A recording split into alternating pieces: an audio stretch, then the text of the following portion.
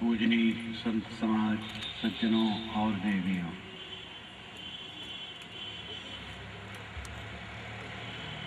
हमारा बचपना सरल होता है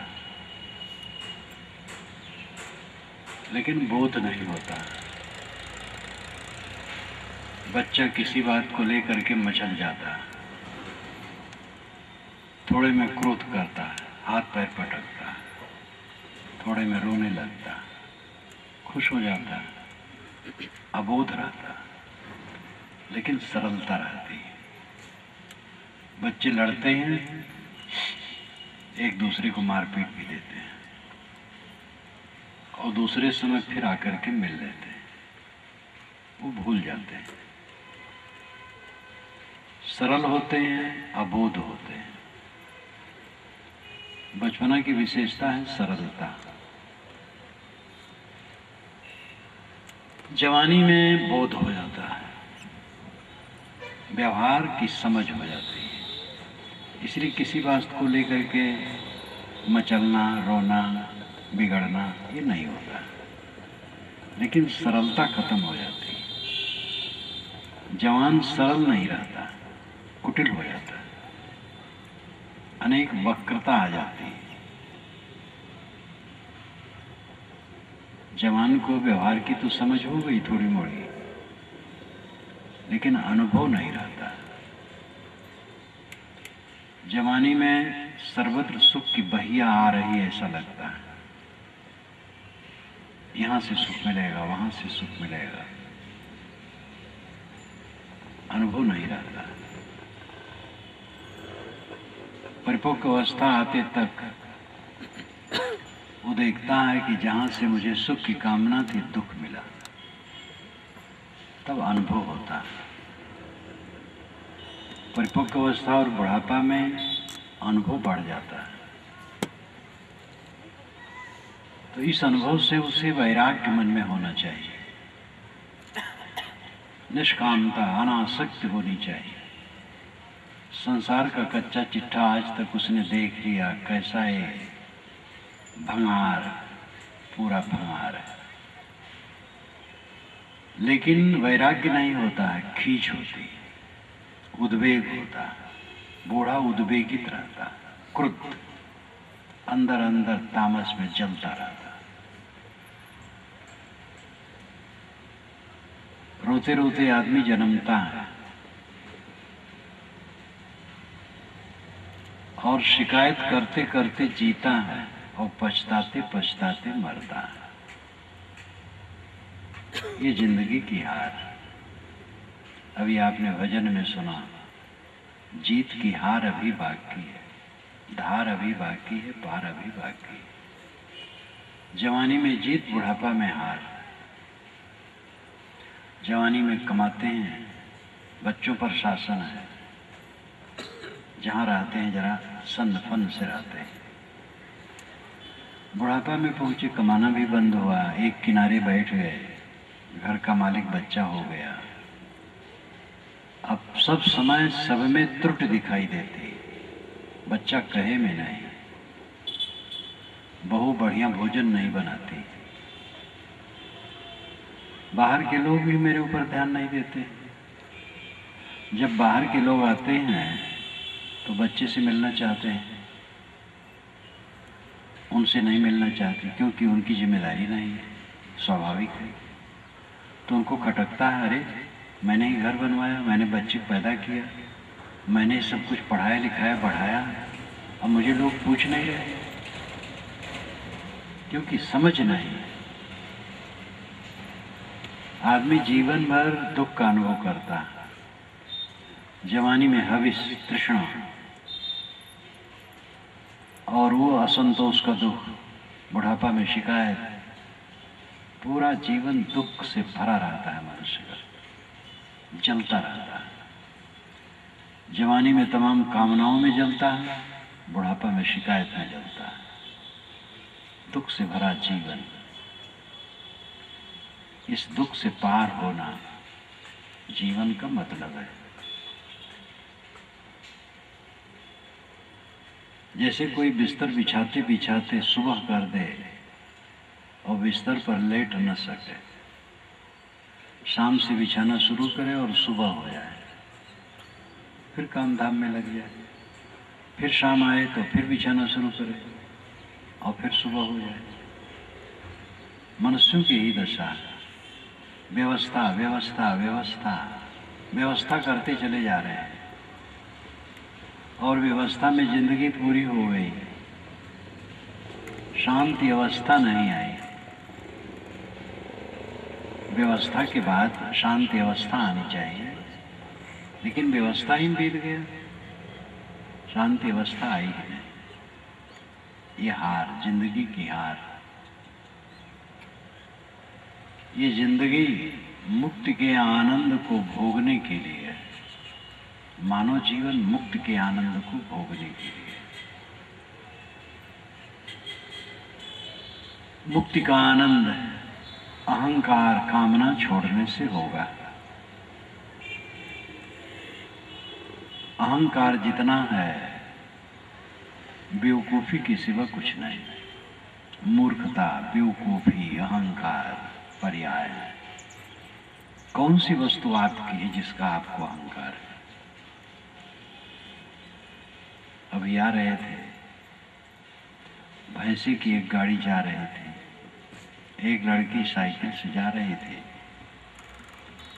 वेग ही तो एक्सीडेंट का कारण है। लोग धीरज धर के नहीं जाना चाहते, शांति से चलें, पिछड़ करके चलें। ओवरटेक करने की चेष्टा हरदम, लड़की साइकिल से तेज चलना चाहते थे, उसकी एक पहिया भैंसे गाड़ी के पहिए के नीचे चली गई।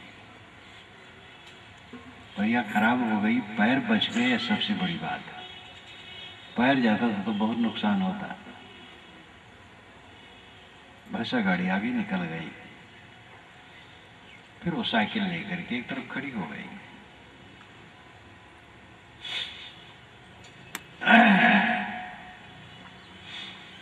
अगर पैर चला जाता उसमें तो अब तक तो हॉस्पिटल में होती। सब जगह खतरा है, लेकिन खतरा को लेकर के लोग घर में तो नहीं बैठे रहेंगे। ट्रेन का एक्सीडेंट होता है, बहुत से लोग मर जाते हैं, वस्तुएं बिखर जाती है। रात में हो तो लोग लूटने आ जाते हैं। जो बचे रहते हैं स्टेशन मास्टर के पास जम करके कहते हैं हमारे लिए दूसरी गाड़ी का प्रबंध कीजिए, जल्दी से जल्दी। जिस गाड़ी से सैकड़ों लोग मर गए, उसी गाड़ी पर चढ़ने के लिए सब तैयार रहते हैं। आदमी कहां तक निराश होकर के बैठे? काम करता है। एक्सीडेंट ज्यादा सड़क पर नहीं होता है, बिस्तर पर होता है। आपके सहारनपुर में साल भर का सर्वेक्षण कर लीजिए, बिस्तर पर कितने लोग मरते हैं और सड़क पर कितने लोग मरते हैं। सड़क पर बहुत कम लोग मरते हैं, बिस्तर पर ज्यादा मरते हैं। एक्सीडेंट की जगह बिस्तर ज्यादा है, और बिस्तर से तो किसी को भय नहीं है। शरीर छूट गए ही एक्सीडेंट है, अरे पक्का।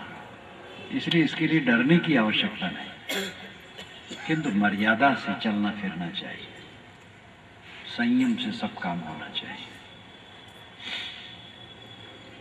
जीत की हार, जीवन पूरा जीत में बदल जाए, इसके लिए क्या उपाय है? अहंकार कामना को त्यागे बिना जीवन में जीत नहीं होगी। और अहंकार, नए नए किस्म के अहंकार, जाति का अहंकार, वर्ण का अहंकार, संप्रदाय का अहंकार, धन पद का अहंकार, गुरुवाई का अहंकार, विद्वता का अहंकार, पूज्यता का अहंकार, सब जगह अहंकार आकर के बैठ जाता है। इतने लोग यहाँ बैठे हैं, ये पता नहीं किस वर्ण के लोग हैं। अगर कहो इसमें जो गोरे गोरे हैं वे सवर्ण हैं, और जो गोरे नहीं है वो बैकवर्ड या शेड्यूल कास्ट के। तो श्री राम और श्री कृष्ण किस वर्ग के हैं? वह तो श्याम और घन श्याम है, तो शेड्यूल कास्ट में रखोगे क्या? कश्मीर के सभी लोग गोरे वो सब ब्राह्मण होंगे, और मद्रास के सब लोग प्राय काले हैं, तो वो सब शूद्र होंगे। काला शूद्र, गोरा ब्राह्मण, ये परिभाषा किया जाए तो इंग्लैंड अमेरिका इत्यादि के लोग सब ब्राह्मण हैं, और उसके अपेक्षा भारत के लोग तो काले ही हैं, तो सब शूद्र हैं। काले गोरे से कोई मतलब नहीं होता, ये तो जलवायु के कारण होता है। ब्राह्मण और शूद्र शब्द ही बेकार है, मनुष्य मनुष्य बस। अगर ब्राह्मण कहा जाए तो आत्मज्ञानी ब्राह्मण है। ब्रह्म अग्नि को कहा गया था। वेद शुरू होता है अग्नि से, अग्नि मेले पुरोहितम यज्ञ से। अग्नि को ब्रह्म कहा, और अग्नि में हवन करने वाले को ब्राह्मण कहा, और जिस वेद मंत्र से हवन किया जाए उच्चारण करके, उस वेद मंत्र को भी ब्रह्म का। आगे चल करके आत्मा को ब्रह्म का, और वो स्थिर हो गया। आत्मा ब्रह्म, ब्रह्म नाम बड़ा, बृहत्वाद ब्रह्म। बृहत होने से ब्रह्म है, बड़ा कौन है? आत्मा। ज्ञान विज्ञान का स्रोत आत्मा है, जीव है, चेतन है। सबका शरीर मिट्टी का है, और सबका आत्मा शुद्ध चेतन है। शरीर शूद्र है, आत्मा ब्राह्मण है, सभी ब्राह्मण शूद्र हैं। जितना कोई शरीर परस्त हो शूद्र है, आत्म परस्त हो ब्राह्मण है। देह इंद्रिय का जितना गुलाम हो शूद्र है, और आत्मज्ञान में रमता हो ब्राह्मण है। ये तत्व विवेक है। जात पात की भावना हमारे भारतवर्ष में बहुत ज्यादा है, और जाति का अर्थ होता है पैदा होना। जिनकी पैदाइश एक है उनकी जाति है, जिनकी पैदाइश भिन्न है उनकी जाति भिन्न है। बकरी से और सूअर से बच्चे नहीं होते, इसलिए दोनों की जातियां अलग है। गाय से और ऊंट से बच्चे नहीं होते, इसलिए उनकी जातियां अलग है। किंतु इस भूमंडल के किसी कोने के नर और किसी कोने की नारी से बच्चे होते हैं, इसलिए मनुष्य में दो जाति नहीं, मनुष्य की एक जाति। कर्म से, शुद्धता से आदमी उच्च होता है, गंदे कर्म और अशुद्धता से आदमी नीच होता है। नीच का मतलब ये है अपवित्र होना, दुखी होना, पीड़ित होना, संतापित होना। जन्म से कोई ऊंच नीच नहीं है। कबीर साहब ने इस पर कड़ी फटकार दी। एक है त्वचा हाड़ मलमूत्रा, एक उथरी अगूदा, एक बूंद से सृष्टि रची है, को ब्राह्मण को शूद्रा। रजोगुण ब्रह्मा, तमोगुण शंकर, सतोगुणी हरि होई। कहें कबीर राम रम रहिए, हिंदू तुर्क न कोई। कोई हिंदू मुसलमान नहीं, कोई ब्राह्मण शूद्र नहीं, राम में रमो।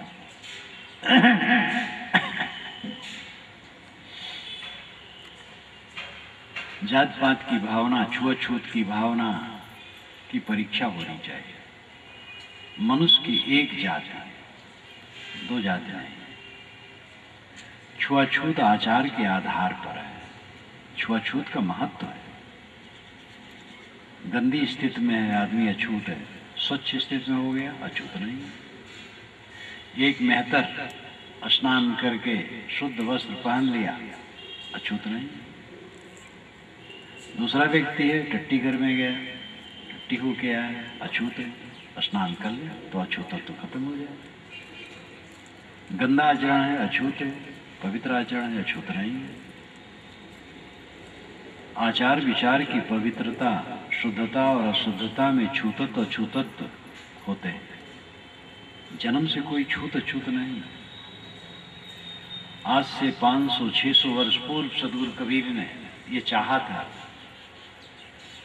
कि मानव मात्र का अधिकार सभी दिशाओं में समान हो और कोई किसी को अछूत न करे, जैसी जिसकी योग्यता हो आगे बढ़े।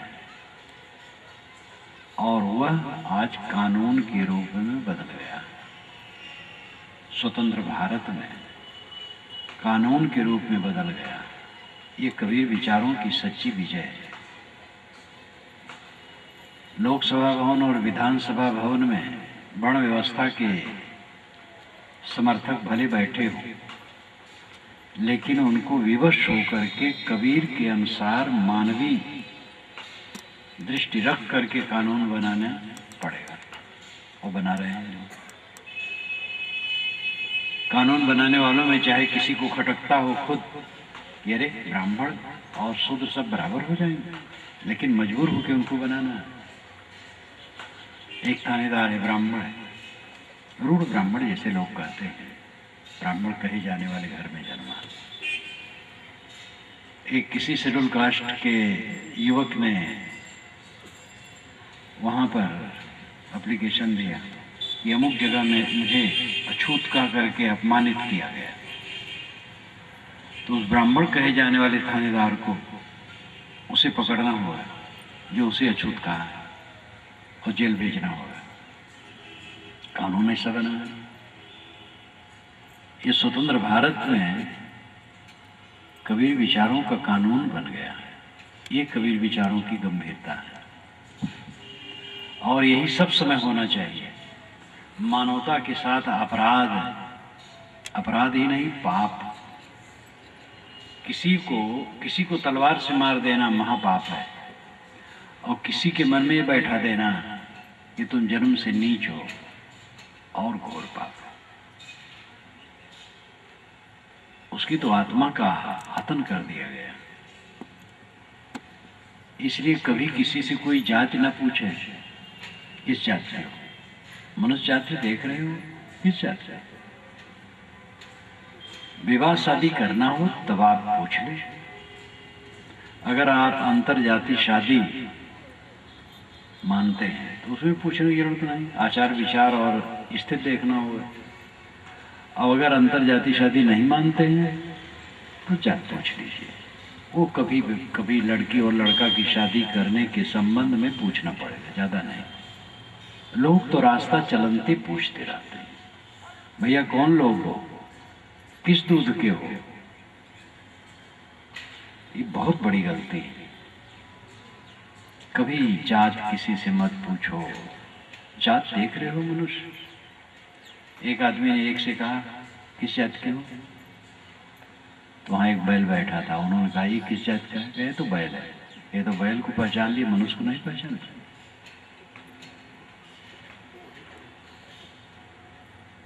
मनुष्य की एक जाति है, दो जाति का। किसी को अछूत मत कहो, भेदभाव की भावना छोड़ो।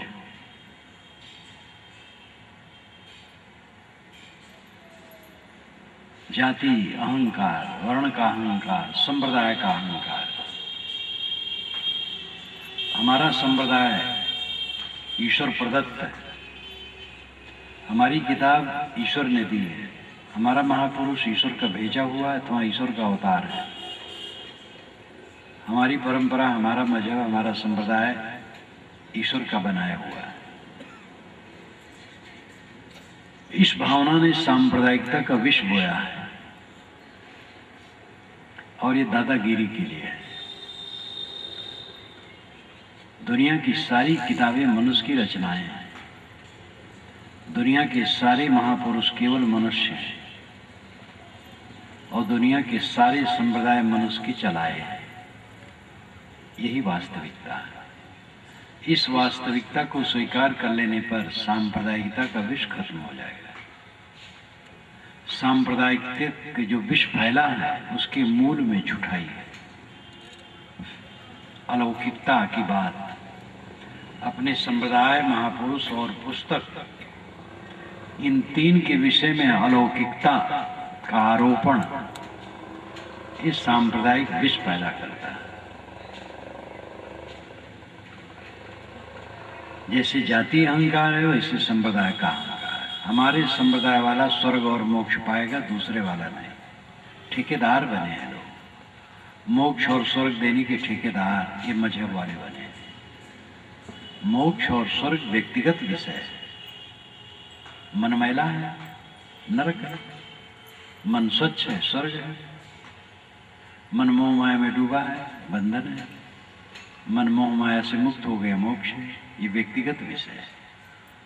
कोई संप्रदाय सत्य का ठेकेदार नहीं है। इसलिए जैसे जाति अहंकार छोड़ना चाहिए, वैसे संप्रदाय का अहंकार भी छोड़ना चाहिए। सभी अहंकारों का केंद्र शरीर है और शरीर पानी का बुलबुला है। कब ये ढल जाए कुछ ठिकाना नहीं, कब रोगग्रस्त हो जाए, कब शून्य हो जाए। पद प्रतिष्ठा, धन दौलत, विद्या, अधिकार सब कुछ नाशवान। बड़े बड़े विद्वान विस्मृत में चले जाते हैं। महापंडित राहुल सांकृत्यायन 33 भाषाओं का ज्ञाता और कई भाषाओं में तो निष्णात, लेकिन उसको विस्मृत का रोग हुआ तो काखा नहीं जानता था। भिक्षु धर्म रक्षित जो वाराणसी सारनाथ के बोध कॉलेज के प्रिंसिपल थे, उन्होंने मुझे बताया था सन 71 में कि राहुल सांकृत्यायन अगर जीवित रहते और स्वस्थ हो जाते तो फिर से उनको काखा और ABCD पढ़ाना पड़ता। ऐसा विस्मृत का रोग हो गया था। कुछ स्थिर नहीं है, सब नाशवान है। किस चीज का अहंकार है? देखते देखते सब गलता जाता है। बनना और बिगड़ना ये जगत का स्वभाव है। बन रहा है, बिगड़ रहा है। उत्पत्ति प्रलय, नित्य उत्पत्ति नित्य प्रलय होगी। जिस पर हमें गर्व है वो सब नाशवान है। नाशवान पदार्थों को लेकर के लोग आपाधापी करते हैं, चालबाजी करते हैं, तिकड़मबाजी करते हैं, राजनीतिबाजी करते हैं और हत्या तक करते हैं। सामूहिक हत्याएं होती हैं और 4 दिन के बाद स्वयं उसी काल के गाल में चले जाते हैं। माया करक कदीम है, कुकुर मिले लक्कोट, दावा करी करी पचमुए, अंध चले सब छोड़। माया, दुनिया की माया कैसे है? करक कदीम, करक हड्डी, सूखी हड्डी, कदीम पुरानी अनादिकाल की। ये माया अनादिकालीन है, सूखी हड्डी। कुकुर मिले लखकोट, लाखों करोड़ कुकुर मिले और उस हड्डी को नोच रहे हैं और दावा कर कर पच मर रहे हैं और अंत चले सब छोड़। अंत में सब छोड़ के चल देते हैं। जिस जमीन मकान पद प्रतिष्ठा के लिए लड़ाई करते हैं वो जमीन मकान पद प्रतिष्ठा छोड़ करके चल देते हैं। कुत्तों को देखो, मैं बचपन में देखा हूँ। जहाँ मेरा शरीर जन्मा था, गांव के बाहर एक बड़ा मैदान था। उस मैदान के एक किनारे गांव के मरे हुए पशुओं को लोग लाते थे और वहाँ चाम और मांस निकाल करके हड्डी छोड़ देते थे। जब काफ़ी हड्डी हो जाती थी तो वो बेच लेते थे, जो पेशे वाले थे। तो वहाँ सूखी हड्डियों को कुत्तों को नोचते देखा और झगड़ते देखा और एक दूसरे को कुत्ते चढ़ बैठते थे, काट लेते थे। और सूखी हड्डी को कुत्ते चाटते हैं तो उनकी मूर्धा से रक्त निकलता है गरम गरम, और उसका स्वाद वे चखते हैं तो समझते सूखी हड्डी से निकल रहा है। ऐसे दुनिया के जितने भोग हैं, सबसे बड़ा भोग काम भोग माना जाता है, जो बिल्कुल सूखी हड्डी अपना ही शक्ति क्षय करके आनंद की कल्पना। सुख किसमें है? एक आदमी शांत बैठा है, इतने में उसके मन में काम वासना उदय हो गई, मन खलबला गया, नहीं रोका और खलबलाया, बेबल हो गया। स्त्री है तो पुरुष की कामना, पुरुष है तो स्त्री की कामना। फिर क्षय, मलिनता, पछतावा, ग्लानि, क्या हुआ? सुख कहाँ हुआ? सुख तो पहले था जब चित्त शांत था, ये तो दुख हुआ। सब आदत बनी, वासना उद्वेगित कर रही है, क्या फायदा हुआ? सबसे बड़ा सुख जिसको मान रखे हैं उसी के पीछे सारी व्याधियां। सम्मान का सुख, पद का सुख, पद को लेकर, महंती को लेकर के हत्याएं होती हैं, और सामान्य चालबाजियां तो होती ही हैं। कहीं कहीं अति हो जाता है, लोग तो अगले महंत को मार करके लोग बैठते हैं, तिकड़मबाजी से मरवा देते हैं, और थोड़े दिन के बाद स्वयं मर जाते हैं या मार डाले जाते हैं। तो भोग की वासना आदमी को पाप में लिप्त कर दी। राजनीतिक बाजी की दशा तो आप देख ही रहे हैं, कैसी दुर्दशा है। राजनेता लोग भी धर्म का काम करने के लिए अधिकारी हैं, वही भी महापुरुषों को मान सकते हैं, लेकिन राजनेताओं को चाहिए कि वह धर्म और धार्मिक महापुरुषों को राजनीतिक लाभ के लिए उपयोग में न लें। राम को मानो, राम का उपयोग राजनीतिक न करो। कबीर को मानो, बुद्ध को मानो, मोहम्मद को मानो, ईसा को मानो, शिव को मानो, दयानंद विवेकानंद को मानो, नानक को मानो। नाम कहाँ तक लिया जाए? सभी महापुरुषों को या जिनको जिनको मानना हो मानो, लेकिन उनका राजनीतिक उपयोग न करो। राजनीतिक उपयोग लोग करते हैं, धोखा देते हैं। तो सब तरफ ये भोगों की वासना ने आपाधापी पैदा की, इसमें सब जीव जल रहे हैं रात दिन। शांति सुख की इच्छा है अगर, तो भोगों की वासना का त्याग करो। कम वस्तुओं में गुजर, सादे ढंग से गुजर, संयम से रहना, क्षमा करना, गम खाना, संतोष रखना, और इसके लिए साधना करना, स्वाध्याय, सत्संग, साधना, सेवा, ये सब में चलना। सत्संग और स्वाध्याय से ज्ञान मिलता है। जो साधन संपन्न संत और भक्त हैं उनके पास बैठे। साधकों में दो धारा है, एक गृहस्थ, एक विरक्त। विरक्त आगे है, गृहस्थ पीछे है, लेकिन लेवल एक है, सड़क का लेवल एक है।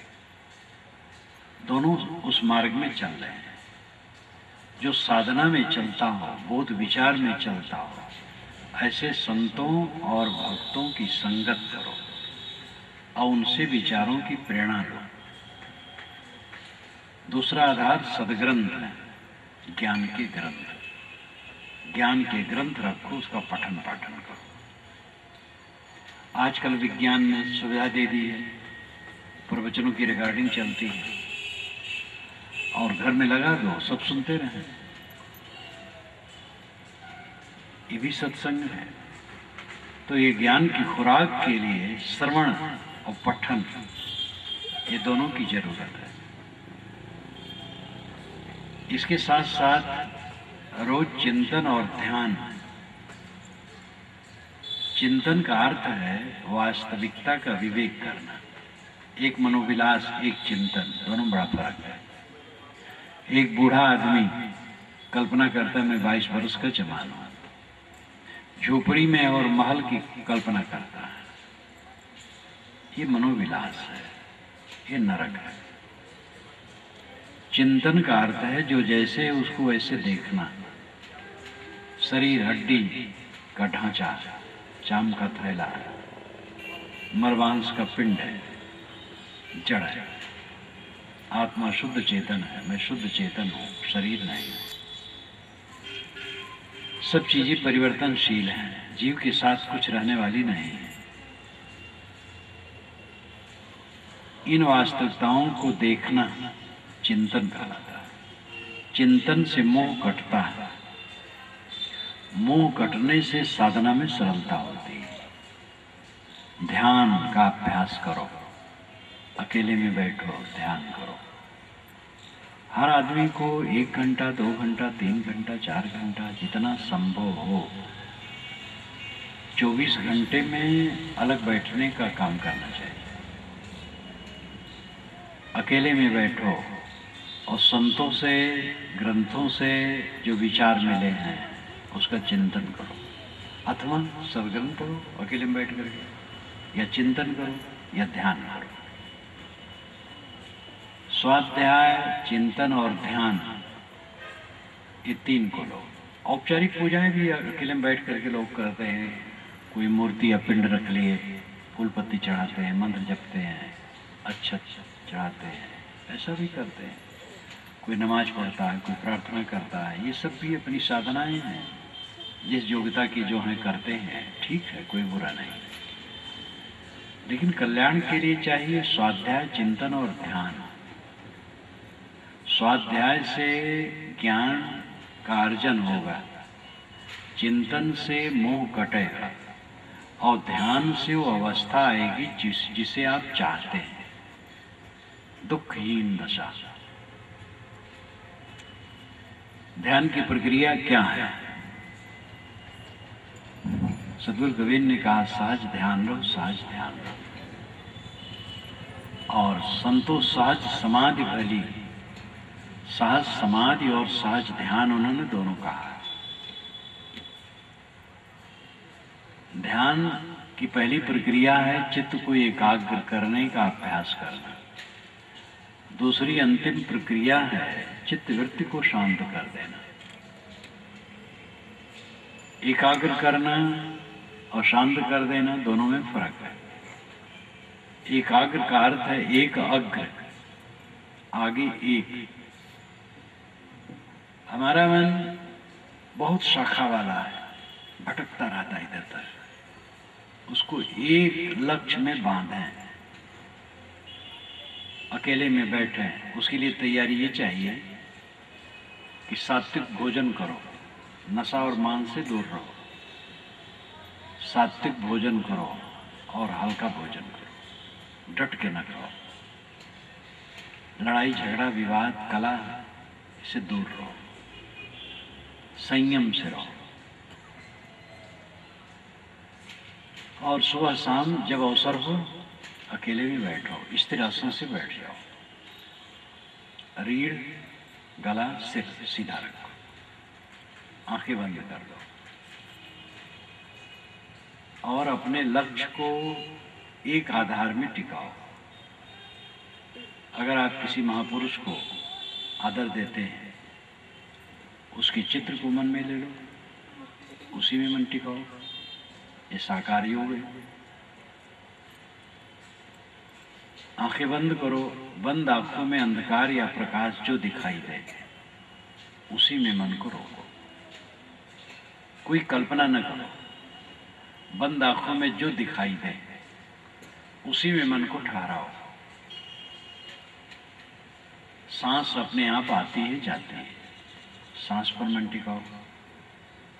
केवल सांस को देखो और कुछ नहीं। देखने मतलब ख्याल रखना, सांस का ख्याल रखो, बस सांस पर मन ठहराओ और कहीं ना लगाओ। बिंदु की कल्पना कुछ लोग कर लेते हैं, चमकता हुआ बिंदु हृदय में है, उसी मन को ठहराओ। शब्द कानों में उंगली डाल लेते हैं, आवाज सुनाई देती है अंदर की गनगनाहट, उसी में मन को रोकते हैं। तो इस प्रकार कोई आधार लीजिए, एक आधार एक समय में, और मन को उसी में बारंबार नियोजित करो। ये ध्यान का प्रथम अभ्यास है। दीर्घ काल तक करते करते जब ये अभ्यास मच जाता है तब काफी स्वस्थ आ जाती है। और इसके साथ साथ स्वाध्याय, सत्संग, चिंतन ये सब चलते रहना चाहिए। ये विचार करते रहो क्या मेरा है, मेरे साथ क्या रहने वाला है, अंत में क्या शेष रहेगा। हमारे बाबे दादे गए, राम नाम भज चेत देख मन माही हो, लक्ष्य करोड़ जोर धन गाड़े चलत डुलावत बाही हो, दादा बाबा ओ परपाजा जिनके यह भूमि भाड़े हो, आदर भय हियो की फूटी तिन काहे सब छाड़े हो, ई संसार सार को धंधा अंत काल कोई नाही हो, उपजत विंसत बार न लागे जो बादर की छाही हो, नाता गोता कुल कुटुंब सब इनकर कौन बढ़ाई हो, कहें कबीर एक राम भजी बिन बूढ़ी सब चतुराई हो। बादल की छाया बनी और बिगड़ी सारी माया की चीजें ऐसे हैं। हमारे बाबे दादी के समय की चीजें आज क्या है। आपके घर में 100 वर्ष पुरानी वस्तु न होगी, आपका घर ही 100 वर्ष पुराना नहीं होगा। 100 वर्ष के पहले वाला कोई है ही नहीं है। काल सबको निरंतर पीस रहा है, इस पर लोग ध्यान ही नहीं देते।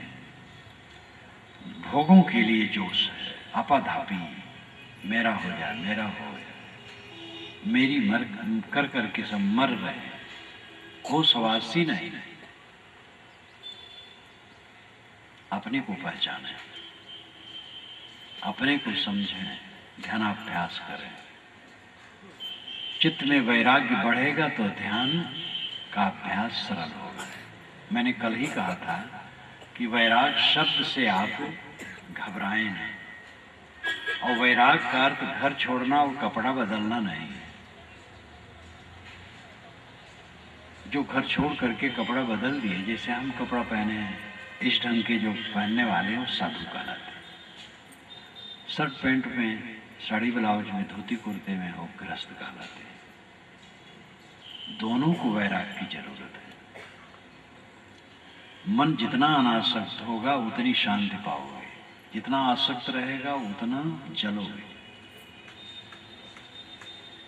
गृहस्थ विरक्त किसी के लिए प्रकृति की तरफ से क्षमा नहीं है, सबको फल भोग बराबर है।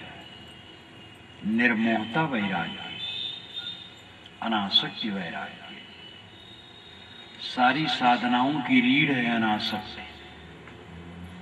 सगुण उपासना, निर्गुण उपासना, साकार उपासना, निराकार उपासना, आर्य उपासना, सामी उपासना, कोई उपासना, सब में अनासक्ति रीढ़ है। चित्त अनासक्त होगा जब, तब साधना में प्रवेश होगा। हजरत मोहम्मद ने भी हदीस में कहा है, जो दुनिया से उदास रहता हो और कम बोलता हो, उसके पास बैठो तो तुम्हें आत्मिक रोशनी मिलेगी। प्रचारकों से, अपने प्रचारकों से कहते थे, देखो सुख में फंसना नहीं तो तुम धर्म प्रचार नहीं कर पाओगे। सुख में फंसना नहीं।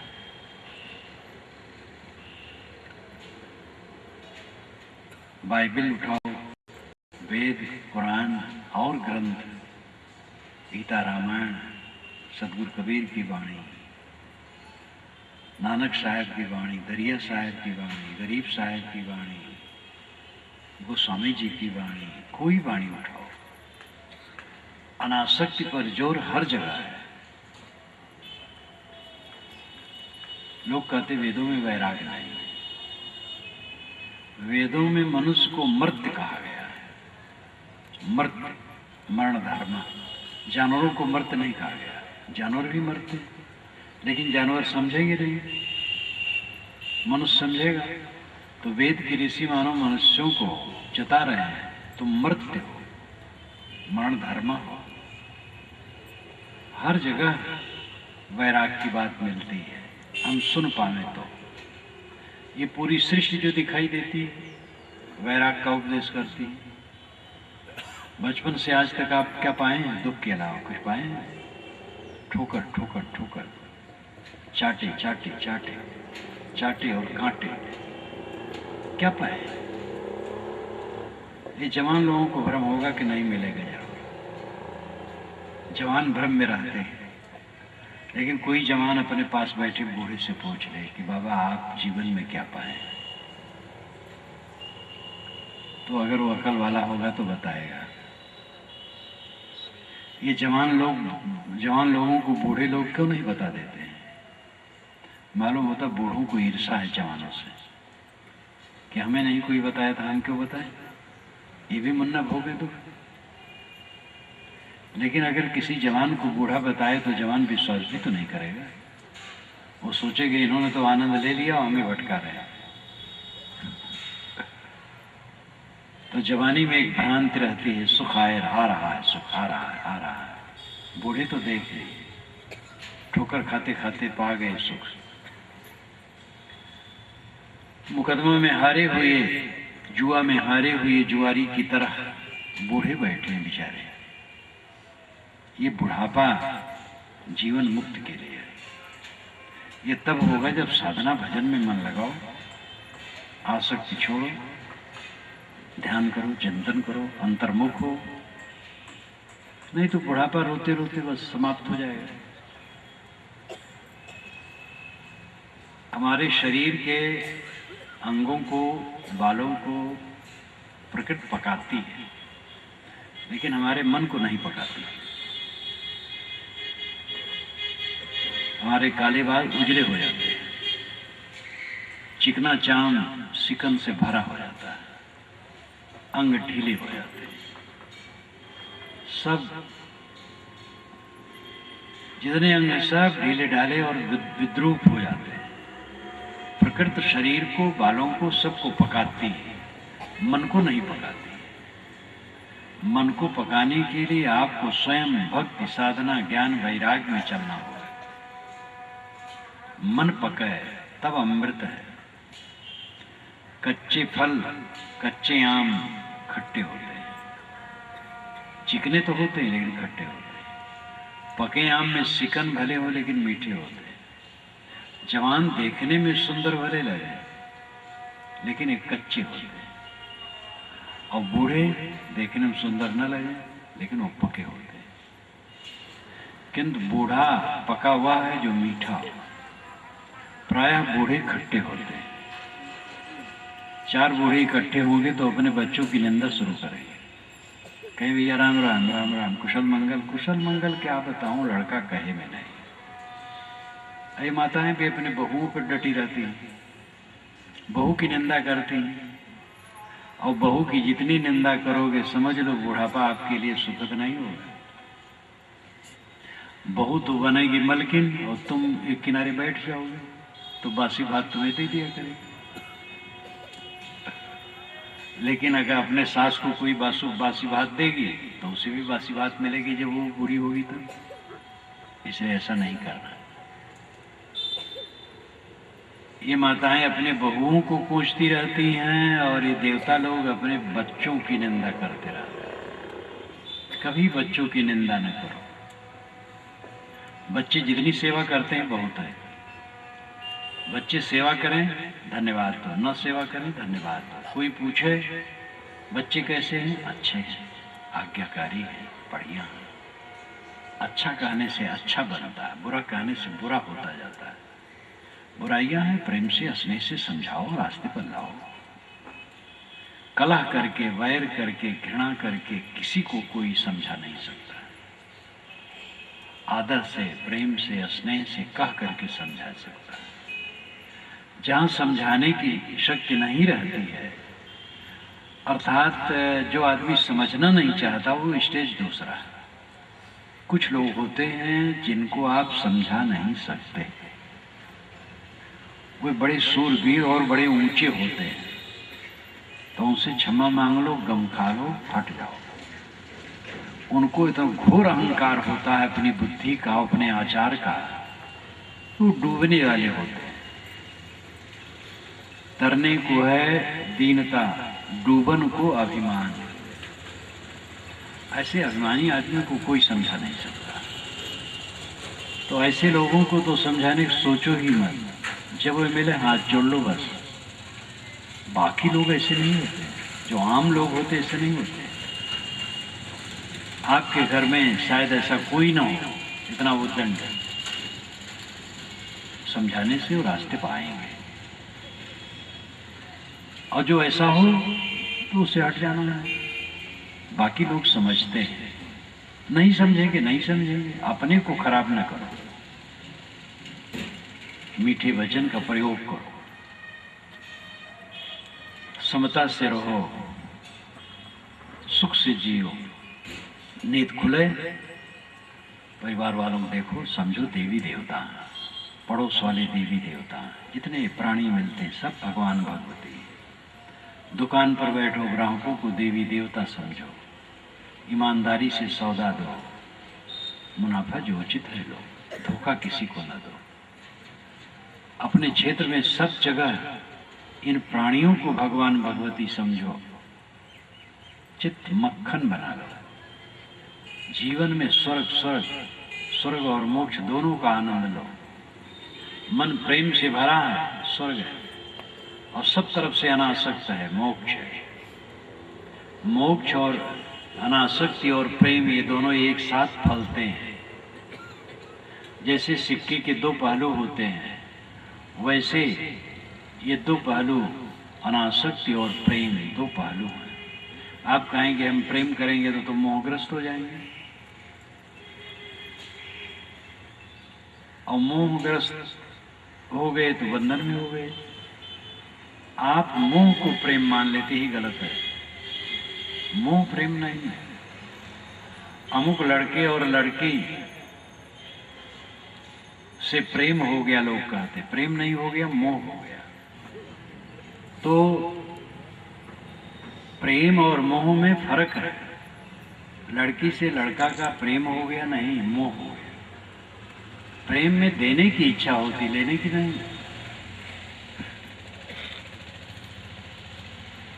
जीवन हमारा प्रेम से पूर्ण होगा तो अनासक्त होगा।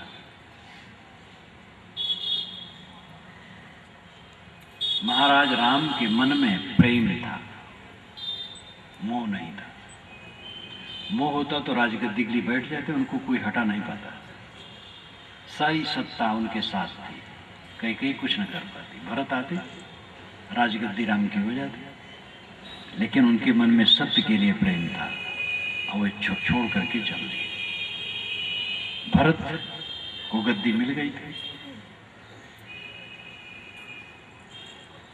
लेकिन उनको सत्य के लिए प्रेम था, गद्दी उन्होंने नहीं ली।